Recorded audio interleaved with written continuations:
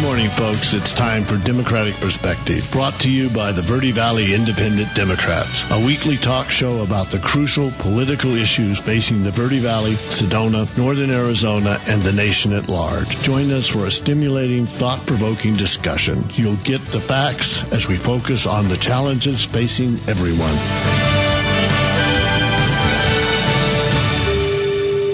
Good morning, folks. Welcome to Democratic Perspective, your dynamic Democratic program on the air. And sitting across from me is Michael Cosentino. Yeah, Mike's here. We're not, I don't know, it's hard to be jovial radio guys. The Democratic Perspective has always been about social justice, racial justice. And it's kind of exciting in a way, and it's kind of scary in a way to be living in a time when some of these things are being looked at in such a way, with such crowds on the streets and violence and all of this. So, Klaus, what are we talking about today?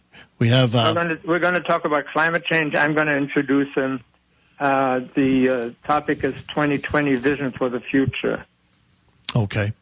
And climate change is one of those things that is happening, and we still have so much of the population want to stick their head in the sand and not do anything and not recognize that this is a major human issue. I mean, they just want to stick their head in the sand and hope for the best somehow. Yeah, I don't get it. As coastlines disappear, as countries, I was listening to somebody yesterday.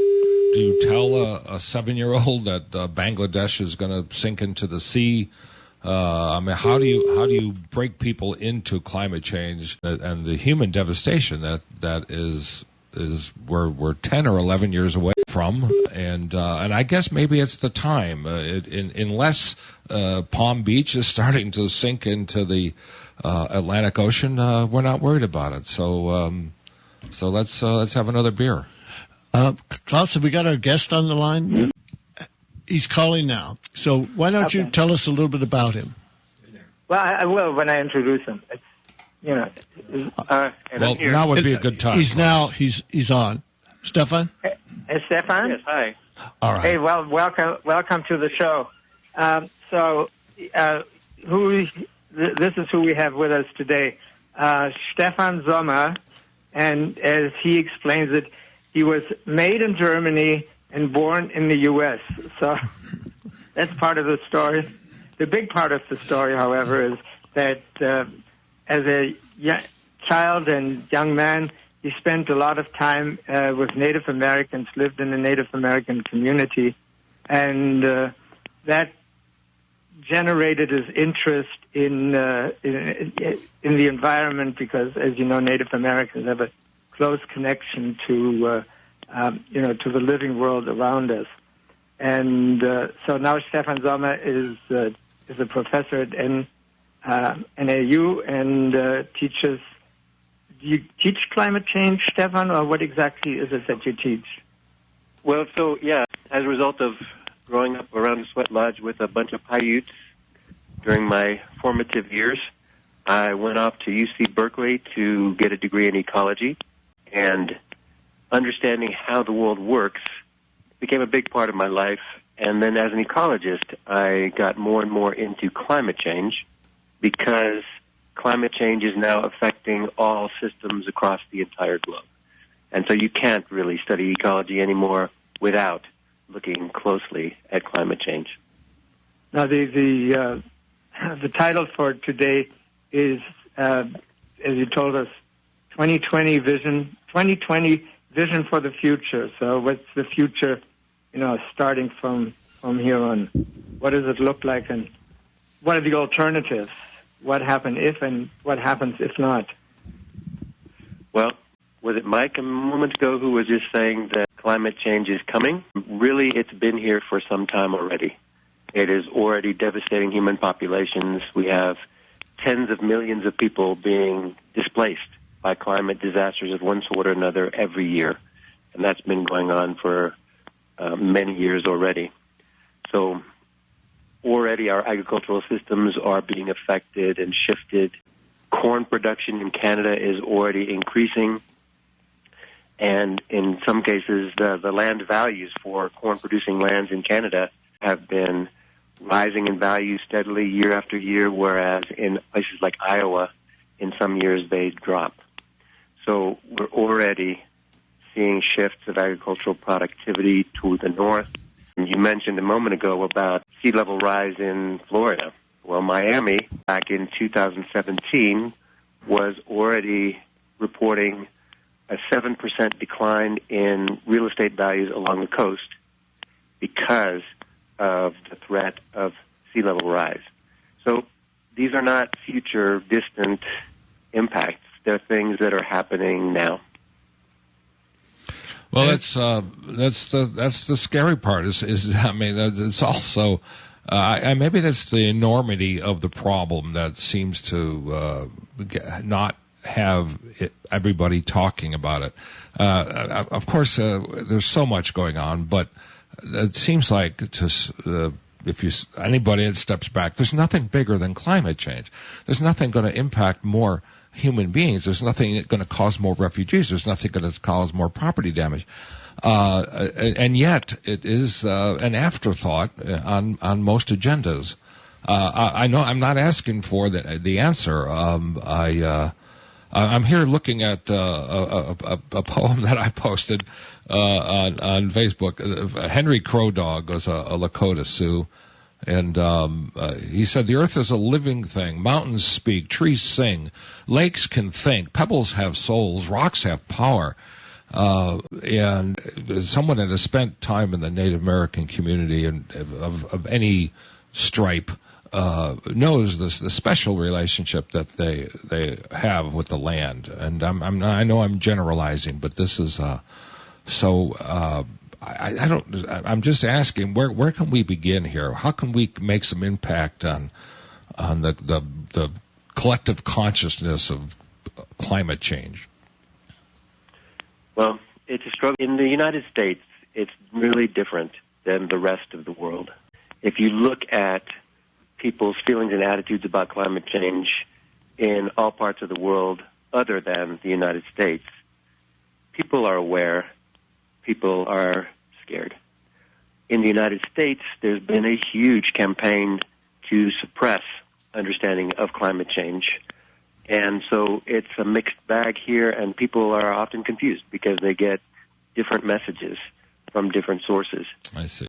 Just to be clear, the scientific community has been fully aware that not only is climate change happening, since 1990, we had clear evidence that it was happening, that it had already changed systems. And since 1992, we've known that current climate change is caused by human activities, period. There are lots of variables that affect our climate, of course, but the current climate changes that we're seeing are caused solely by human activity. And what are the human activities? What are the human activities, Stefan, that contribute the most? This starts with the Industrial Revolution, right? The increase of CO2 and methane, and what are the different factors? And do we deal with them individually or as a complex? Well, very good question.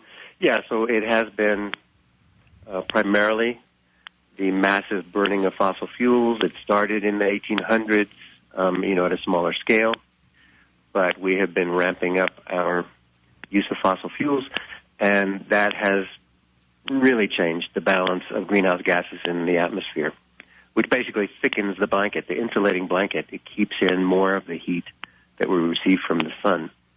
So the sun varies from year to year. There are some other components. In addition to greenhouse gases, we are also, by tilling the soil on massive acreage across the globe every year, we're greatly speeding up the decomposition of the carbon that's stored in our soil. So a lot of that CO2 from that decomposition of carbon in the soil also ends up in the atmosphere. So it's primarily fossil fuels, but there are other things. Cement production is also another big source of CO2. So this is a complex problem. I think most people don't know that they know about deforestation causing climate change, but they don't know that just tilling the soil causes a release of CO2. It does. People are talking about what they're calling regenerative agriculture, where we put more of the waste biomass from agricultural harvest back into the soil.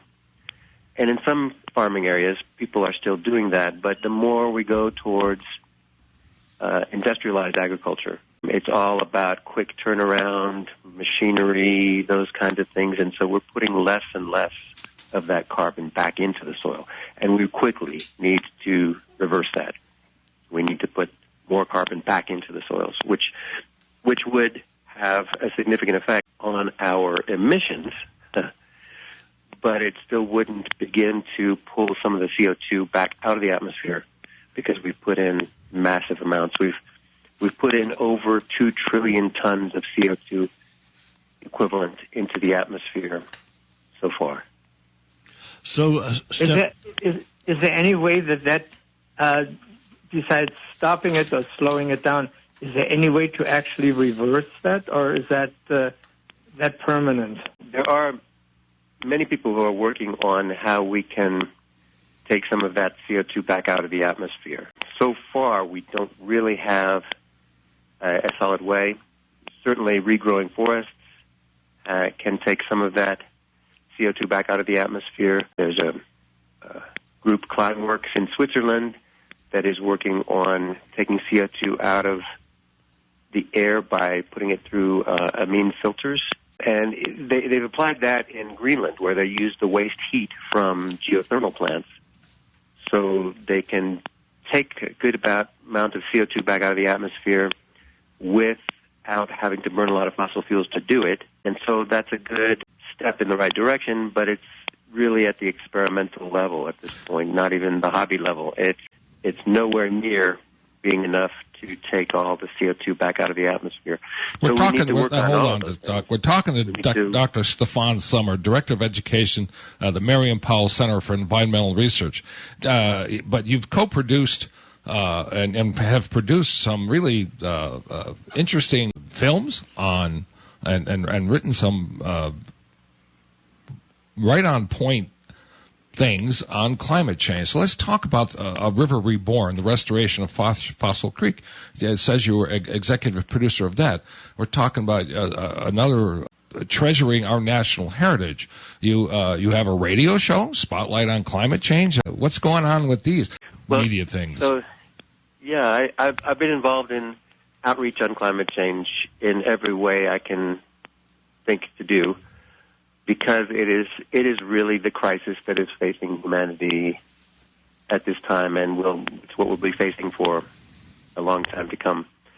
So I'm really eager to change that misperception, particularly within the United States, about climate change, and help people understand what's happened so far and what's coming. So I look to do that in all sorts of ways, including talking on this radio show with y'all. So thank you all for having me on. We were talking about mitigation, Stefan, and you were saying that there's some wonderful experiments and small-scale practices on mitigation of climate change, but it's still not contributing anything like to the real solution of climate change at this point. Reforestation is an example, for example, using low-carbon energy. These efforts are good, but they're not really undoing the impact of the burning of fossil fuels, right? Yeah, so we need to keep on regrowing our forests. We need to make our soils, our agricultural soils, become a carbon sink again rather than a carbon source. And there are a lot of people working on these plans, particularly for plans to reduce our emissions. And we have the technology in hand for reducing our emissions. We do have non-carbon-based sources of energy like wind and solar and geothermal and wave and tidal power. And there's a plan put out by a group out of Stanford University, Jacobson et al., 2018, called the Solutions Project, and they're a group of engineers that have calculated for 139 countries around the globe how they could reach net zero by 2050 using technologies that we already have in hand. And that's not the only plan that people have put out. Many people are looking at this, and some solutions have been put forward.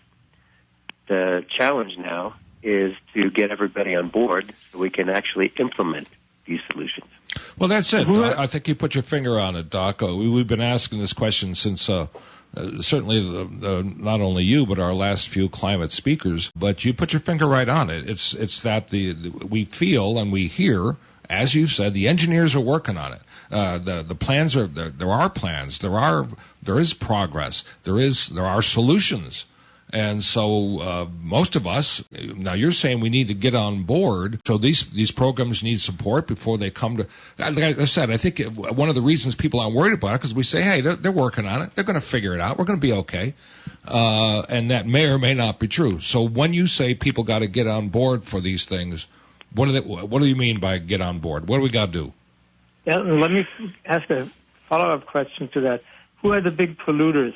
It's the United States and China, and is China ahead of us in trying to mitigate it while we're really not? Well, let me answer the first question first. We do all need to get on board, and one way to do that here in northern Arizona is to join the Northern Arizona Climate Change Alliance. We've been around for 4 or 5 years, and I serve on the board of directors for NAZCCA. You can find out more about NAZCCA if you want to join in on any of our outreach programs or any of our activist work. You can learn more at www.NAZCCA.org.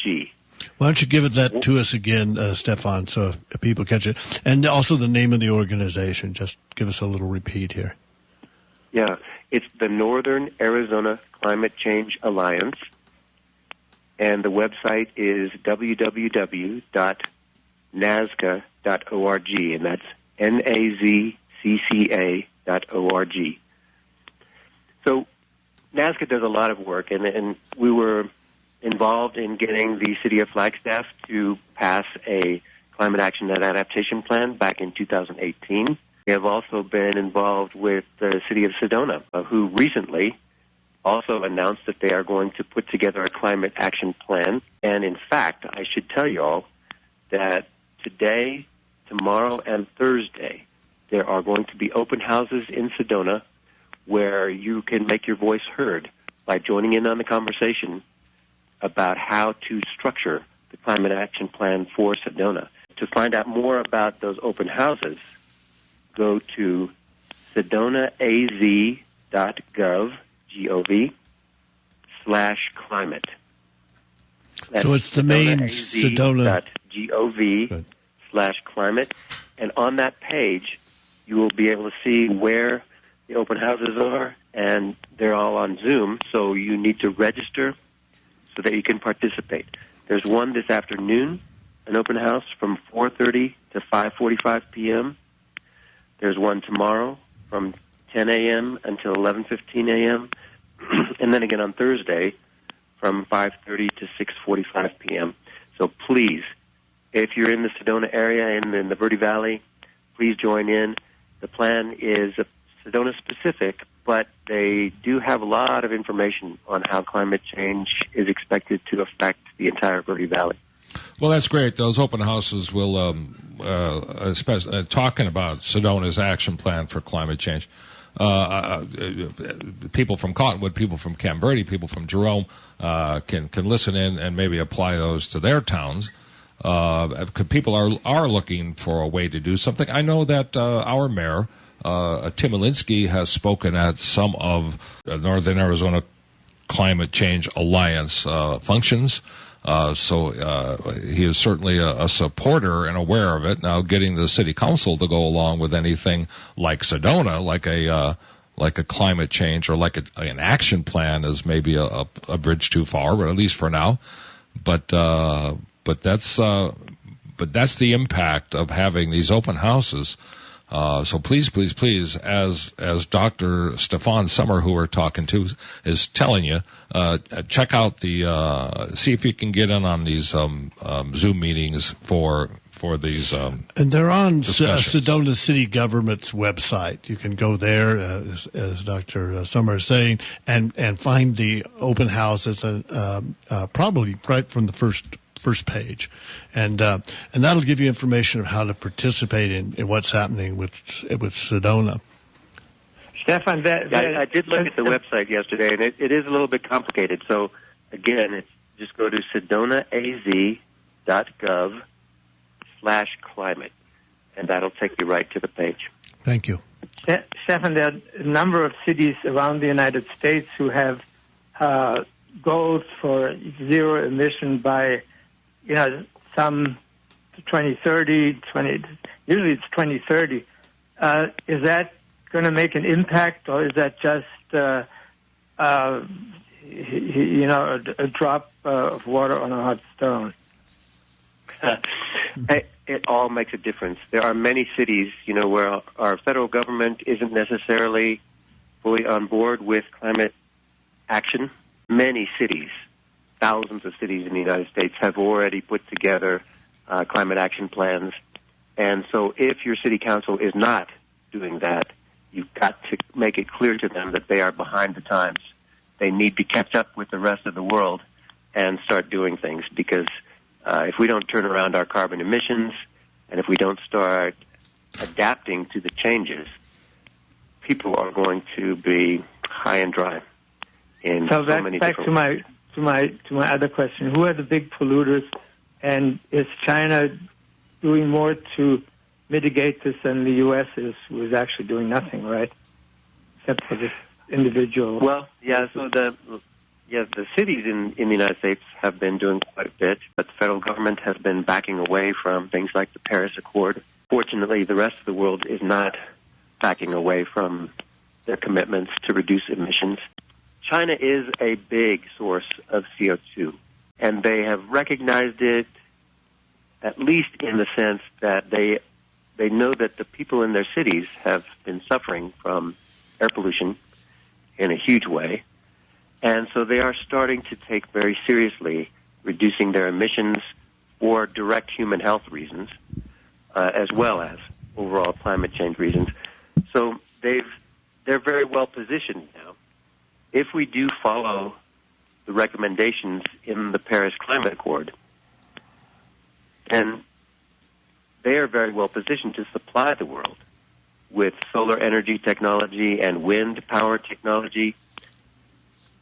And really, that's where we should be. That's our country should be at the forefront of those kinds of technologies, so that as the world converts, which it will, that we're in a position to build our economy on that. Instead, we have been so bought into the dinosaur technologies, I call them, the fossil fuel technologies, that we are not well positioned to supply the world with alternative energy. But China will, they see the future, they will take advantage. And sadly, the United States was ahead in so many ways for a long time, and now, it's not, right?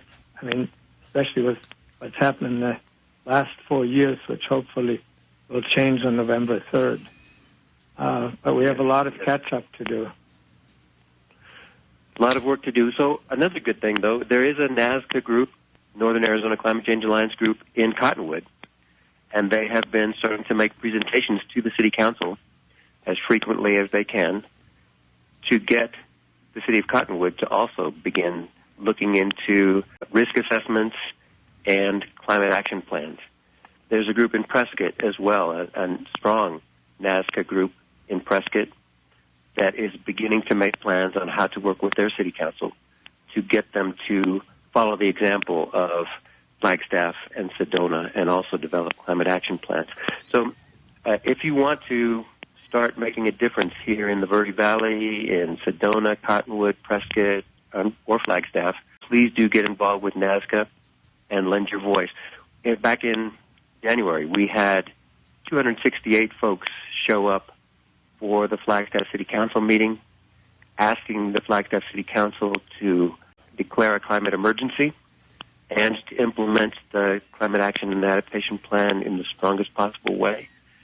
And everybody could make a 3-minute statement. The 3-minute statements went from 6 p.m. until 10 p.m. People were passionate. It made a difference. The entire city council, every single member, pledged to declare a climate emergency and implement the Climate Action and Adaptation Plan strongly, and also our mayor, Coral Evans. So they listen. Our leaders listen to voices. We need as many voices as possible. So please join in with NAZCCA.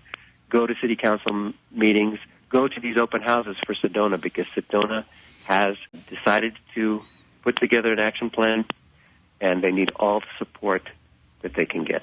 That's a great example, Dr. Sommer, that Flagstaff had almost 300 people. I mean, that's how many people were concerned about climate, and that the city council let them speak, and no matter how long the meeting lasted. And here we got, and now it's spread to Sedona. We got Sedona working on an action plan. We've had, I know Beverly Hedden and others from the Northern Arizona Climate Change Alliance have spoken at the city council of Cottonwood. And other, they're often at our Democratic meetings, if not physically anymore. That's still in a virtual space where the Yavapai County Democrats - Cottonwood are still meeting on their Tuesday, on their third Tuesdays, and climate is often a topic. So it is happening. If you're interested, there's many ways of getting involved here, through, like we said, through the Northern Arizona Climate Change Alliance, that is very active and an educational arm of all of this. That's why one of the reasons we have Dr. Stefan Sommer on today, because he's done so much and is certainly a spokesman for this organization and so many other things. I'm interested in the other productions that you've been involved with and trying to get this climate change message out. So what about these other things that you've done to tell us about climate change?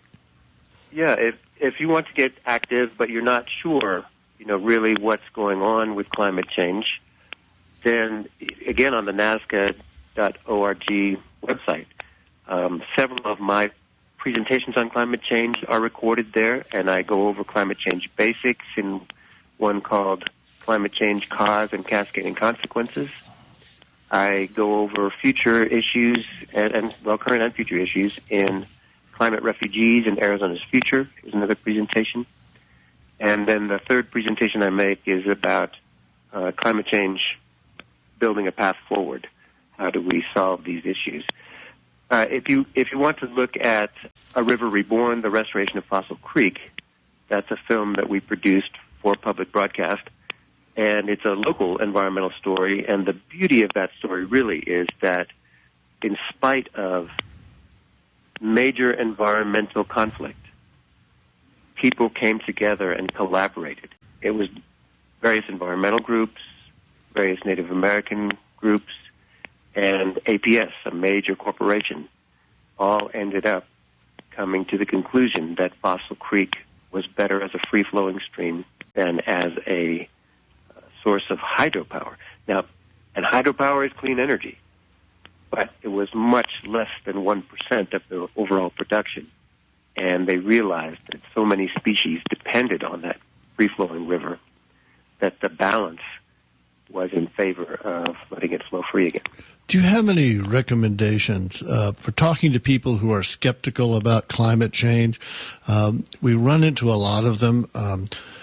I know that a lot of times people go, well, just don't even bother talking to them, because if they don't understand it by now, they won't. But is there anything that folks can do? Is there a technique or a way to talk to people who maybe don't not believe it but are just skeptical?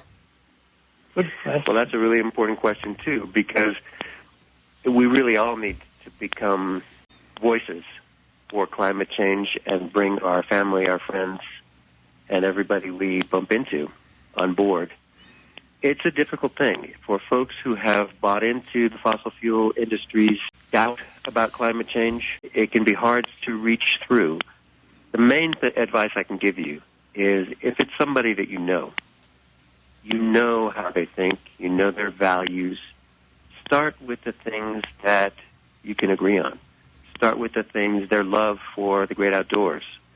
Start with those things that they find important. If the economy is important, talk to them about how agricultural production is shifting northward and out of the United States. Talk about how real estate values are changing. Talk about the increased frequency of wildfires. Talk about those things like, I don't know so much the detail about Sedona, but up here in Flagstaff, for the last few years, we've been having mosquitoes, which we used to never have. Now we've got regular occurrence of mosquitoes every summer, and we're expecting to see rises in mosquito-borne diseases. I've noticed it. Well, we should get too much on mosquitoes, Stefan, but I've noticed a rise in mosquitoes in Sedona. From when I first moved here in 2003, we didn't really have a mosquito problem. And coming from the east, where if you go outside, if you're up in the country, the mosquitoes are a major problem. I came out here and there was nothing, and now it seems to me that some years we have quite a few in Sedona. What's causing that, or can you answer that? Well, it's the rise in temperature that has helped them to complete their life cycles more efficiently. And so, so far we have not seen Aedes aegypti, which is really one of the major disease-carrying species of mosquito. So fortunately, they haven't hit us yet, but in the near future, we can expect that particular mosquito species to add to the mix here in northern Arizona, and then Zika virus and a wide variety of other diseases could follow.